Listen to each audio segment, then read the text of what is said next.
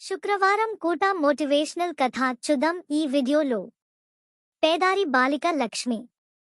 ఇది ఒక చిన్న పల్లెటూరు కథ.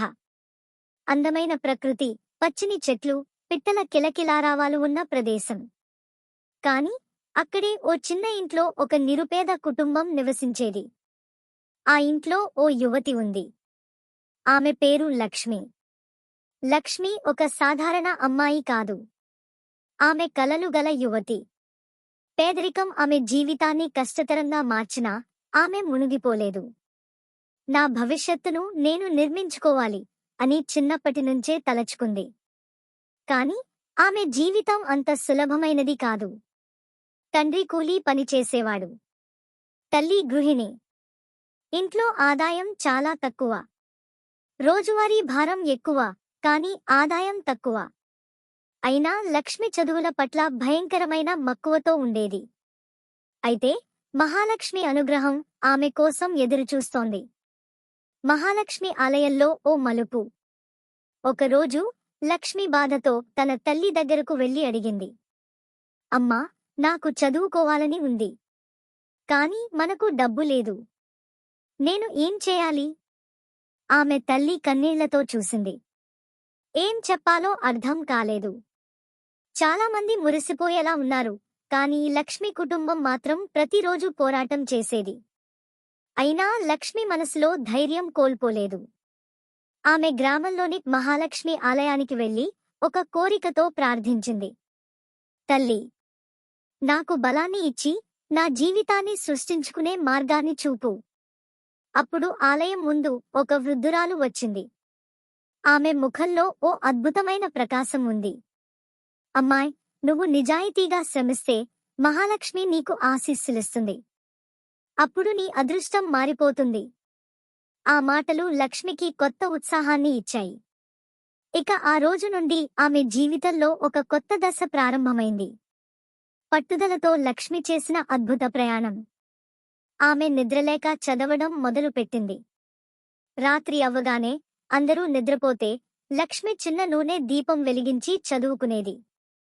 ఉదయం పొలం పనులకు వెళ్లి తండ్రికి సహాయపడేది.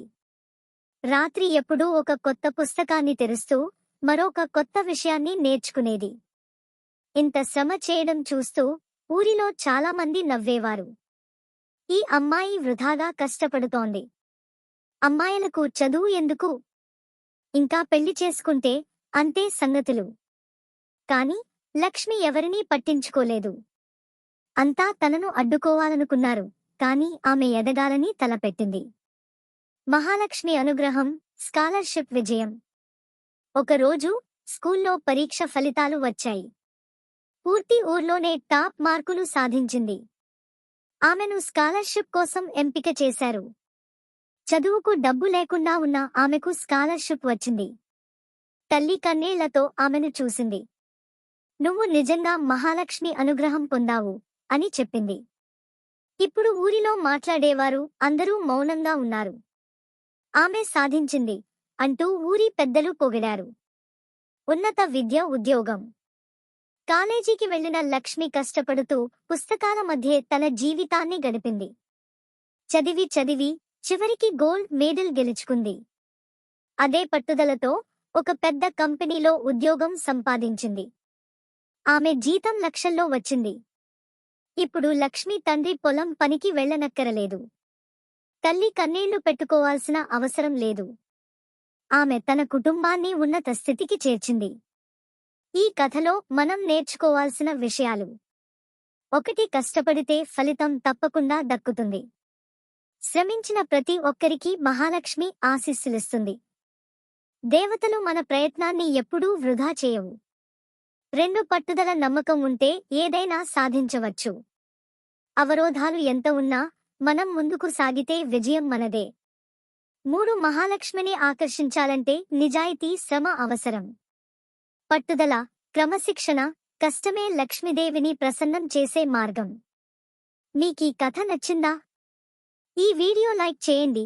మీ కలల్ని నెరవేర్చుకోవడానికి, మీ శ్రమను వృధా కాకుండా చేయడానికి ఈ సందేశాన్ని మరింత మందికి షేర్ చేయండి. కామెంట్ చేయండి, మీరు ఏ లక్ష్యాన్ని సాధించాలనుకుంటున్నారు.